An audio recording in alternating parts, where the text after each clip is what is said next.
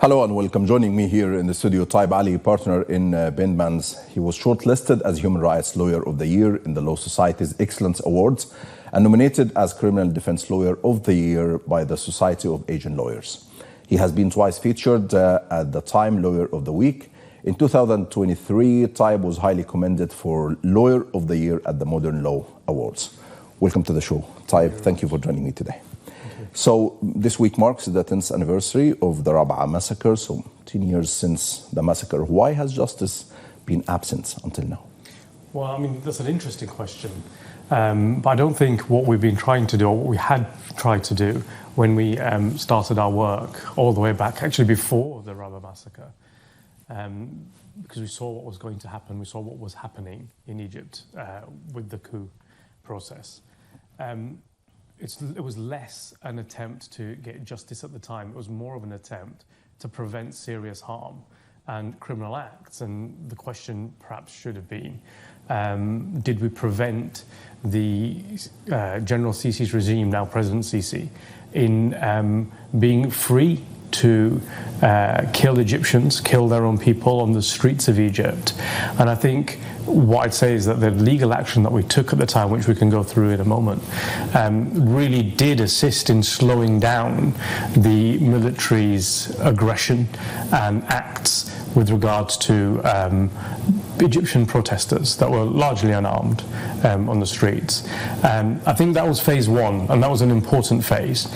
And lots of legal action had to be taken in order to just make that happen, to slow down the aggression. I think if we hadn't have intervened in the way that we did at the time, significantly more people would have been arrested and killed and harmed during that period.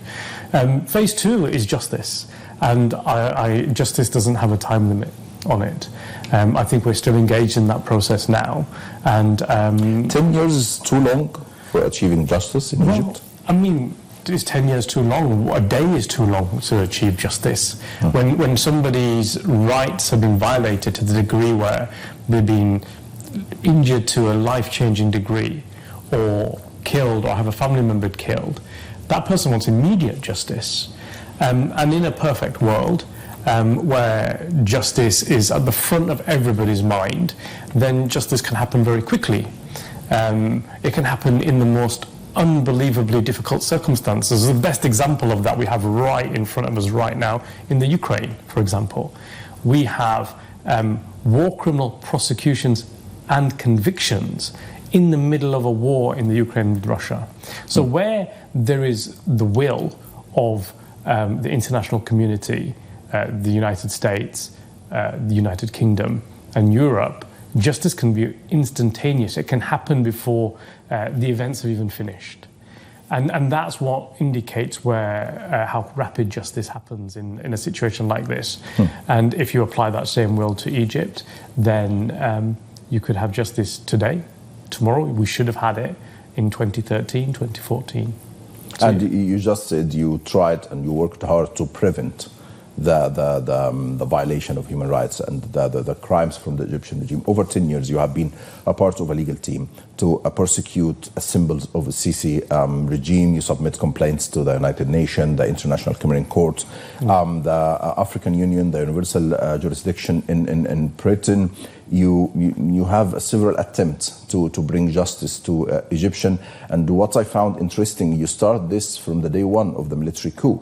Your article in The Guardian is stated and published on the day of the massacre, 14th of August 2013. You stated and explain what happened in the National Guard massacre on the 8th of July. Yes. And in the 27th of July, another massacre. More than 150 people being killed. So tell us more about your journey towards achieving justice for Egyptians. Yeah, I mean, so just as a lawyer looking at what was happening in Egypt, it became very clear before the Rابعة massacre that the Egyptian military regime, was thinking very carefully about what it would do. And there were really clear signals to us here in the UK as a legal team that violence was going to be used. There were indications about that. And we thought it was really important that the perpetrators of that potential violence, but you see, violence can be proportionate. to quell the situation. But the signifiers and the signals we were seeing were showing that the violence was going to be disproportionate. It was what was happening on the ground with protesters, with Egyptians, was not responded to by the Egyptian military in a proportionate way. And so a senior British lawyer, Michael Mansfield, QC at the time, who's now a KC, and myself, we decided that it was really important to bring to the attention of the world, and in particular the Egyptian regime, before they did anything, that there would be consequences to them if they did an action. And, you know, very unfortunately, but it also shows how we analysed the situation at the time. We together penned an article in for The Guardian, which was published on the day, on the 14th, which explained what we thought was going to happen and that this wouldn't just be allowed to be forgotten. And the fact that we're sitting here 10 years after that article talking about it kind of proves that we haven't forgotten about it. And so that's what led up to that point. And, you know, in a way, you know, it's quite a historic article in itself because it preempted what the Egyptian regime were going to do. But it's also very sad that we could see it. And it's even worse. And it's a sign of injustice that the international community clearly have analysts who are paid and extremely highly skilled, that they didn't see it, or they saw it and they refused to do anything about it. Because if I could see it sitting in my office in London, I'm sure the British government, the American government, and the European Union governments could see it as well. And they ignored it. And it shouldn't really be lawyers in London that have their own private practices to be warning foreign dictators and foreign military leaders about how to engage with their own people. It shouldn't be us. It should be other governments doing that. That's the whole point of the United Nations. That's the whole point of having the European Union as a collective. That's the whole point of having the United States at the time claiming to be the world's police force, you know, but there has to be some follow through in that. So what did we? Your question was, what did we do about this? Well, you almost knocked all the doors, type the ICC, the it's UN, important. Every single door to achieve justice.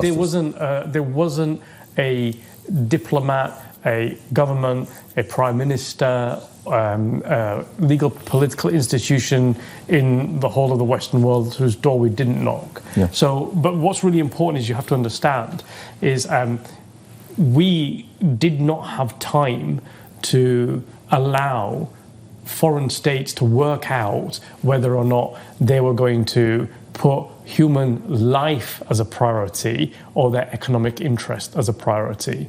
When we saw things like David Cameron travelling to meet the leader of a coup, General Sisi, in Egypt, rather than making public statements to him about the things that he was doing on the ground with his political cabinet at the time, that was really worrying because that's not what should be happening. You see now in a different situation in today's day, you've got the whole shift in geopolitics with Russia and the BRIC states. Yep. And you have Niger, for example, currently going through a coup, and all of a sudden there's outrage about this coup, and you've got the whole of the Western world saying, oh, hang on a minute, this is not right, we don't agree with coups. Well, where was that outrage 10 years ago? It wasn't in existence. And so what we were seeing happening back then was we were seeing that the British government, I mean, I'll talk about the British government, but it applies to other governments in the West as well, were putting economic interests first. I mean, this is a really important thing. They're putting economic interests before human life. Not even, I mean, there's one thing to say, look, don't have a coup and let's reverse it and put the democratic president back in place. That's one thing, right?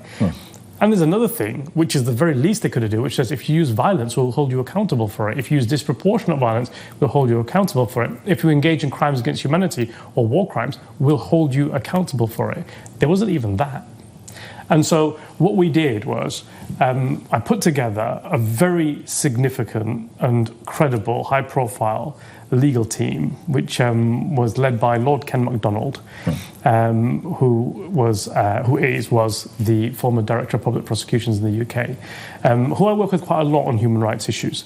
And we put together an investigative team to look at what was happening in Rابعة as it was happening, not to wait a year or 10 years later. And we came to a very rapid conclusion that what the military regime, along with the political cabinet that was in place after they had arrested and detained President Sisi and his government. Morsi. President Morsi. President Morsi and his cabinet. Once they had done that, we established that the Egyptian military regime, President Sisi, General Sisi, was engaged in crimes against humanity. And that was something that was very clear to us. Now, you'll see that Human Rights Watch issued a plan 12 months after. It was the report was called According to Plan. And in that, they make it very clear that a crime against humanity was occurring, and the reaction by the military regime was massively disproportionate. They took violent action against unarmed protesters. They even in their report recorded that the amount of violence from the protesters, which was very minimal. They recorded statements from the government saying that recording the amount of weapons, for example, that were found by the protesters, which was something like 7 or something like this, right? Compared to the reaction of the army. Now, even on the most basic level, if you give all benefit of doubt to the military action, that's just simply disproportionate, right? It's a failure in policing, if you like, right? So that's the best case scenario that you could give to them. But what we saw was much, much worse than that. It wasn't a failure in policing. It wasn't just disproportionate action. It was actually a criminal act, an international criminal act. It was a crime against humanity. Now, some elements of crimes against humanity are punishable or prosecutable in any country of the world because they're seen as such bad acts that any state should be able to prosecute the perpetrators and protect the victims of that. And within crimes against humanity, one of the crimes that the military regime were actively engaged in was torture. In fact, the very action that they took against the civilians in the street fit into the definition of torture in international context, because what they were doing was they were punishing protesters to prevent other people from protesting, and that fits in with the definition of torture. Torture is something which is prosecutable under universal jurisdiction. So what we did, and it was really important because President Morsi's entire government was in detention, so they couldn't do anything about it, is we needed to bring the complaint. We needed to slow down what Sisi was doing on the ground in Egypt. And so how would you do that? If the British government is going there to discuss trade deals in the future and ignoring these crimes, if the American government is turning a blind eye to the coup, if the African Union, who complains perpetually about how Western institutions such as the ICC are always prosecuting Africans, can't even deal with African issues when they happen in Africa, then what do you do about that? You had a legal round with the African Union as well. We'll talk about that in terms of the death penalties. But if even they can't intervene in their own business, right, appropriately and rapidly and effectively, then you've got to take the issue elsewhere. And so what we did was we lodged a complaint really early on. First of all, we made the conclusion with Lord MacDonald and our legal experts that crimes against humanity were occurring on the ground in Egypt at that time. This is really important. So then we had to explain to the Egyptian government that we would hold them accountable for this. Now, how would you do that in a situation like this? So the first task we had to do was to bring the complaint outside of Egypt, outside of Africa, because of whatever political reasons and locally, nothing was happening, nothing effective was happening. So we took it and lodged it to the ICC. And you'll know that at the time, Egypt was not party to the Rome Statute, so it wasn't part of the ICC. So we had to work out how we could do that. And unfortunately, anybody with the actual authority at the time was stuck in prison in Egypt. So you couldn't sign what's called an Article 12.3 declaration bringing Egypt under the jurisdiction of the ICC. But what I had at the time, and I can explain this, and I think it's not publicly known, but I'm sure the Egyptian government knows because it was engaged in the process with the ICC at the time, is that we gained an authority for me to sign a document which we lodged at the International Criminal Court. On that moment in time, we had a issue, some conflict between the de facto now Egyptian government, which was Sisi's regime, and the de jure, the legal government, which was in prison.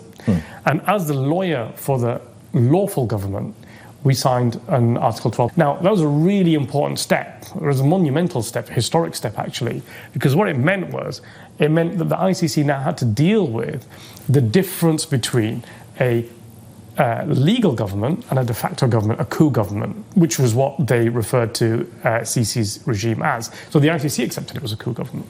The question for the ICC was how far would that take the investigation? Okay, and that ended up being a long-term legal argument. But what was really important at that time is the Egyptian government then had to engage with the ICC. And suddenly, while they were massacring Egyptians, arresting Egyptians, torturing Egyptians on the ground, by the way, some of these Egyptians that they were torturing on the ground were my investigators. We'd given documents to gather evidence. They were being picked up by police officers on the ground in Egypt and then being tortured, asked questions about why they had my law firm's documents on them. But they were gathering evidence. They were doing proper legal work. So this is really important. So what does Egypt have at this moment in time? It has a situation where the ICC is saying, oh, actually, even though you've prevented the legal Egyptian government from signing the declaration, we've now got authority to look at this.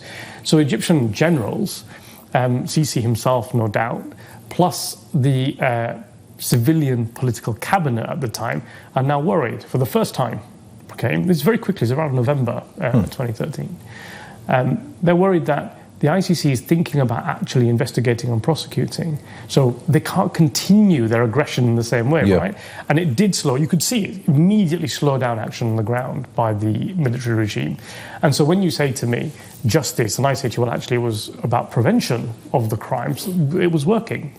And we know that it was working because we know how seriously Egypt took this, because while we were arguing with the ICC about opening an examination and investigation, Egypt was also lobbying the ICC, saying, don't open an investigation. But of course, Egypt had to be very careful at that point because, the regime in Egypt had to be very careful at that point because they didn't know which way the argument was going to go. Okay, the media regime, the media outlet loyal to the Sisi regime may respond to what you have said that, okay, you did a great work, but you failed.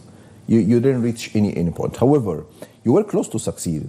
Taib, arresting symbols of Egyptian regime here in the UK. And this happened with Munir Fakhri Abdel-Noor, the former minister, in 2015. He cancelled his visit to Britain, and also with the former chief of staff, Mahmoud Hijazi, British Foreign Office guaranteed him a temporary diplomatic immunity. So how did you reach this point with both cases? Yeah, so let's just park the ICC part. This is ongoing at this time. And so under the principles of universal jurisdiction, we developed a very, very strong legal argument. And it's really important because what people often think is that when things don't succeed, it's because of a lack of evidence. It wasn't because of a lack of evidence.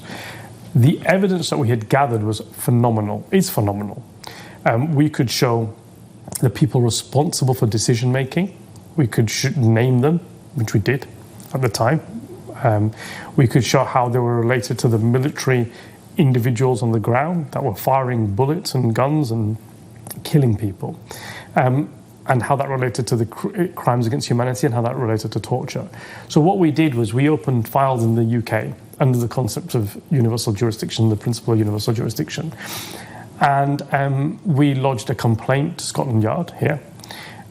We named individuals. We named a significant number of individuals. I don't want to tell you who all the individuals are because those cases are still live as far as we're concerned. So and we'll talk about that. Those cases are still live. Nothing has stopped in criminal law. This is an important point. Yeah, we'll come back to it. But and then so what we did is we engaged with the British police. Now, British police are quite phenomenal, actually. Okay, there is a specific war crimes unit. And they are genuinely interested in investigating and prosecuting crimes against humanity, elements that they have within the jurisdiction, obviously not the crime in itself, and war crimes. And there's a dedicated unit to dealing with this. And we found their engagement very, very useful and very, very cooperative. So we had a number of meetings with them and we engaged with them. And what we were doing in this process is on the law enforcement and justice achievement side, if you like to call it, was our legal team, our investigators, and the police and the Crown Prosecution Service here in the UK. And we had lodged documents with them, which they'd accepted, and they were moving the cases forward. Moving the cases forward meant that there's two ways to do this. One, we could have applied for a private arrest warrant.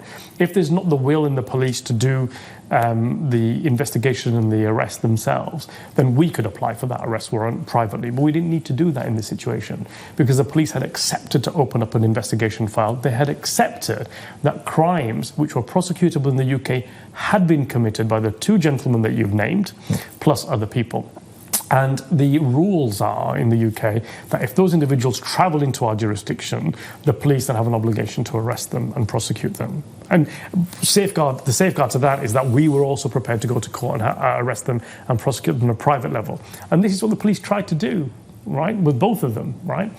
But what happened was, for, again, putting economic interests before human life, the British government, Foreign Office, issued what's called a Special Mission Immunity Certificate to protect these individuals. And I need to explain how that works, because this was the only bar to us. Each time the police got to a certain stage where they wanted to do something, there was a hurdle put in their place by the British government or some other factor. What we would do as private individuals, we would then assist the police by taking the matter to the High Court. And each time we went to the High Court, we removed that barrier and the police were able to move to the next stage. And the level of cooperation between us and the police was quite good, right? I'd say it was quite good.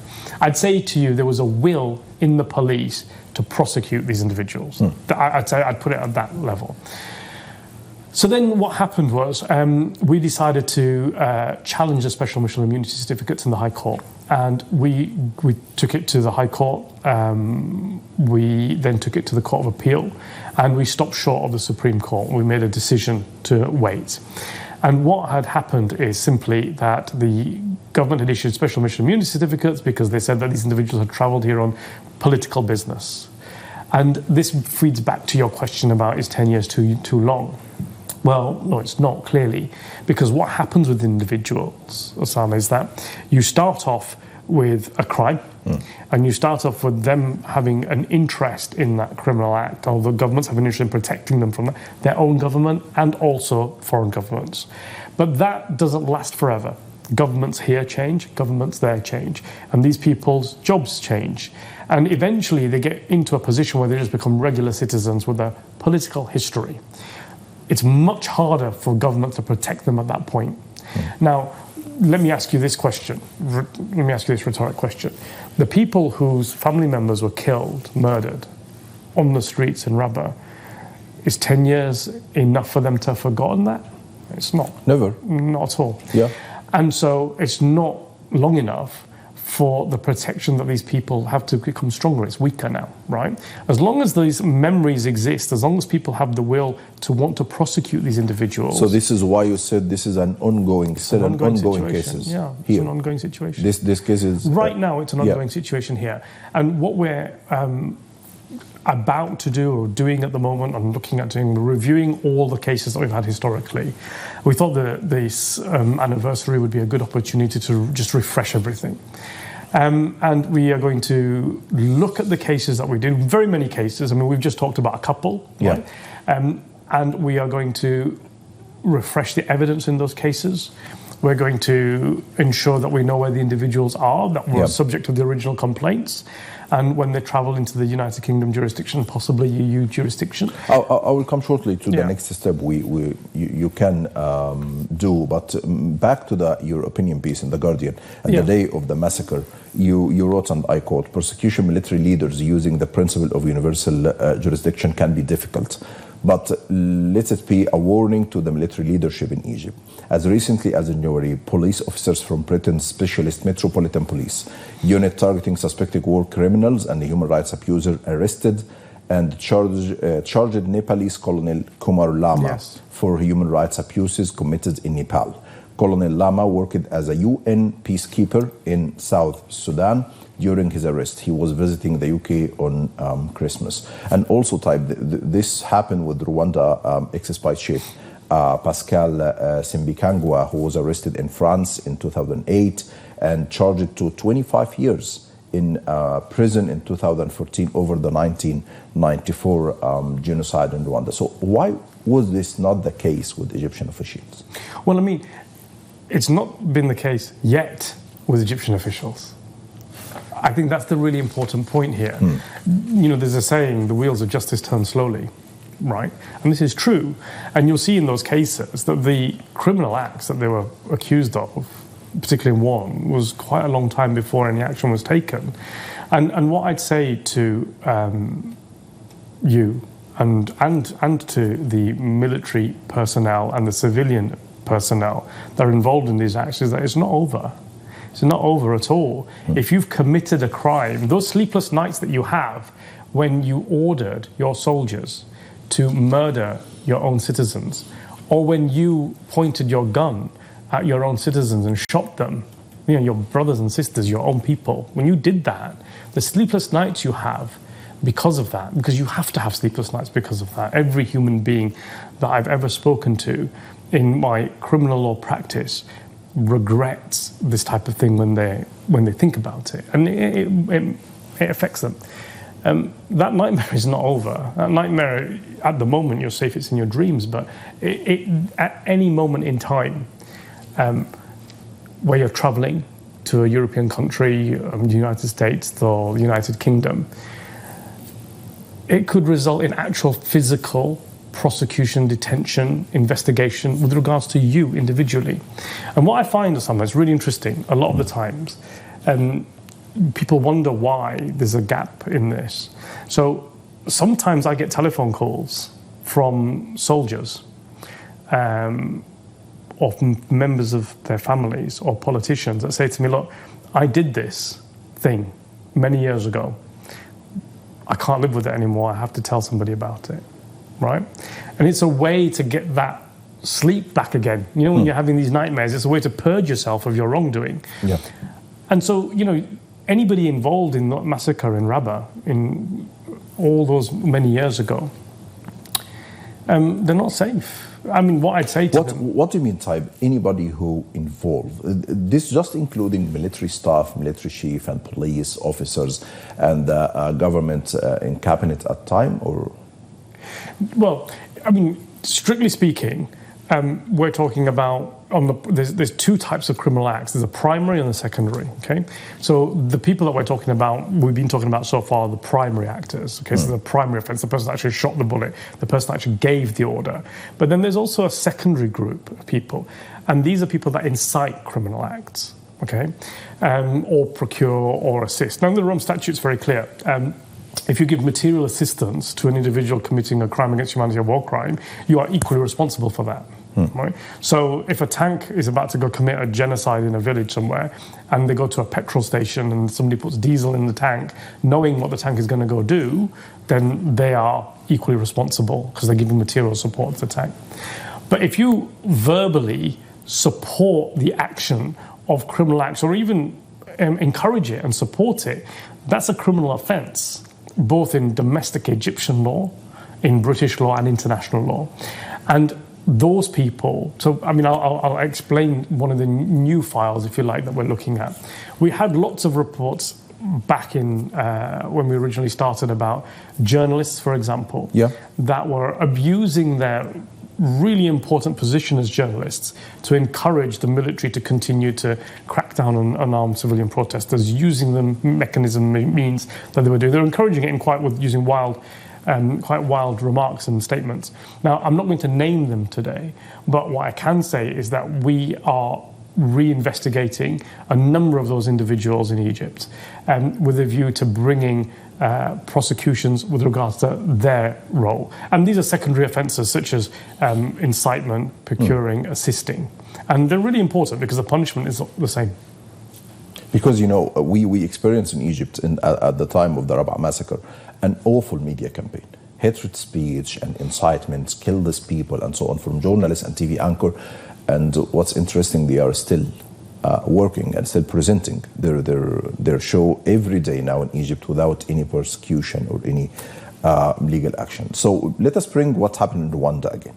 In 2003, two Rwandan journalists have been sentenced to life in prison, and a third to 35 years for their roles in fueling the 1994 genocide, in which 800,000 Tutsis and Hutus were murdered. The trial known as hate media. And this is a quite interesting type, because this is quite similar to what happened in Egypt 10 years ago. The International Criminal Tribunal of Rwanda, which is being held in Tanzania, heard how the media played a major role in inciting extremists from the Hutu majority to carry out the 100-day slaughter of ethnic Tutsis and politically moderate Hutus. For example, phrases like "go to work and the graves are not yet full" were read by radio DJs during the spring of 1994. A newspaper called on citizens to exterminate the cockroach Tutsis. And we have been listening to similar incitement in Egypt, to be honest, with the same phrases at the time of Rابعة massacre. So what kind of legal action can be done? Well, I want to talk about that. You were very generous just now by calling these people journalists, right? And I think I wouldn't necessarily do that. So I have legal cases in a number of countries currently, which is designed to protect journalistic freedom, where journalists themselves are targeted because of their reporting. Okay, now, what's the point? I mean, sorry, I know you're a journalist, and I don't mean to be teaching you what I think a journalist is, but journalism is very important. Reports are very important. What do they do in situations like during massacres and war crimes and crimes against humanity situations? Is their job to report what is actually happening on the ground in order to hold governments accountable. That's a cornerstone of any civilized and democratic society. Civilized and democratic, not just democratic society. Because this is the job of journalists. It's the job of journalists to hold the situation in Egypt, they are turned into a mouthpiece for the regime. This is precisely the point. So if your journalist is doing his job properly or her job properly, they will be saying about the people in power, not about the citizens on the ground, about the people in power. You are doing this wrong, you are violating law, I'm holding you accountable, and that's how they do it. What happens in countries like Egypt, unfortunately, is that the press become controlled by the government. And that's an indicator of a non-free society. And this is what we have in Egypt, it's not free.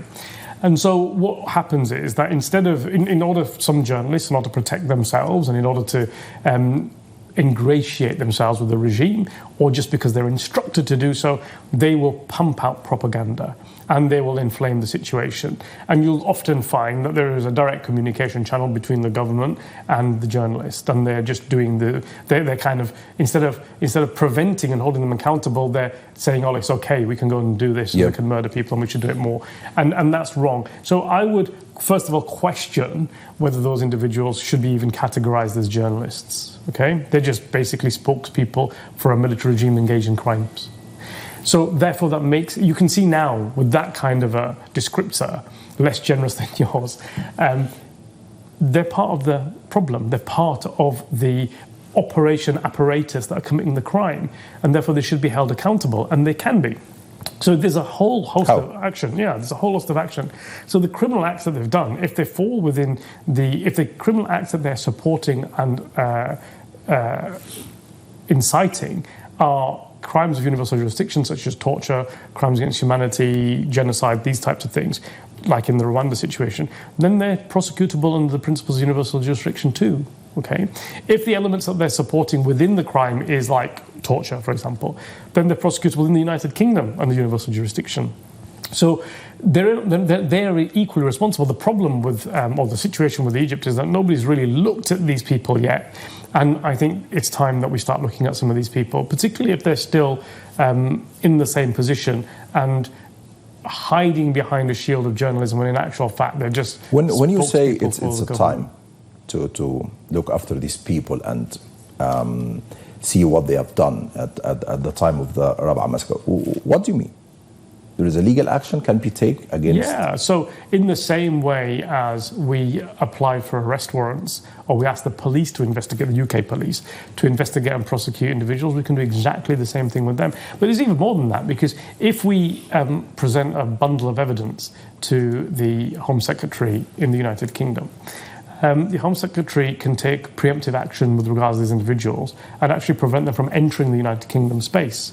And once that process starts happening, that individual's ability to travel becomes restricted. So it's about building up that evidence bundle. It's about holding these people accountable. It's an important message to send to people, military regimes as well as their spokespeople, that this kind of behaviour is not something to be engaged with. Right now, the situation in the African continent is very unstable. There is a pressure between Russia and the West as to who owns what in that state. You know, it's time for people the West particularly, when they talk about international law and rule of law and their commitment to human rights, it's time to start demonstrating that, because that's the way that they will win favours in Africa and have regimes come to their side and support their side, is by holding people that commit these serious criminal acts accountable, by supporting countries in doing that properly. So after 10 years now, to just conclude, you are pursuing the primary and secondary people involved in the Rابعة massacre. So right now we've got files we're opening with regards to this exact thing, yes. Yeah, okay. And many people, even with the Rابعة victims, they are saying, okay, 10 years is too long and we will never achieve justice. Give us some example to similar countries have a similar massacre or human rights violation, and the people who committed this violence are being persecuted even after many years. I mean, there are many examples. So first of all, this area of law and this area of sort of human rights prosecution is developing, and it's always developing. But we see it in Europe. We have the Kosovo, Bosnia, Serbia. We have war crimes tribunals with respect to that. We have war crimes tribunals in regards to Rwanda. We've got a really active ICC right now in the Ukraine. You named a couple of examples yourself in the United Kingdom. This is real, it happens, and it can happen at any given moment in time to any person. It's not fantasy and it's not fiction. And what we're finding, particularly in our new order that we have in Europe and Russia, we're finding that the elements where prosecutions are happening and accountability is happening is becoming stronger. Now, it's very difficult for you to, for the British government, for the international community to take action against Russia and prosecute Russian war criminals in the Ukraine and then ignore these other things around the world, because then the voice starts to rise, well, hang on a minute, there's war crimes happening in these countries too. And so what I'm predicting will happen going forward is that we'll get a strengthened regime of accountability for international crimes. I mean, even now, the United States has passed legislation, quite historic legislation, to fund the ICC in some of its war crimes investigations. I mean, this is phenomenal. The United States have historically, up until very recently, absolutely ignored the ICC. In fact, create legislation to attack it if necessary, right? And now it's changing. And so you'll see that regime become stronger and you'll see it spread. So there's real hope. Regarding the hope, and finally, this is my final question, a famous saying says, if there is a will, there is a way. Do you believe this will be the case with the Rابعة massacre? Victims and people who admitted the violence and the massacre? Yeah, I think where there's a will, there is a way. That's true. We have to put in our effort, and we have to make sure that we hold individuals accountable or try to hold them accountable. And that's the least that we can do, so least of our responsibility to the individuals that were the victims of these massacres. So I think it's a good way to sum it up. Where there's a will, there's a way. And I think as long as we put the effort in, we'll get the way. Taib Ali, thank you very much for joining me today. You're welcome, thank you.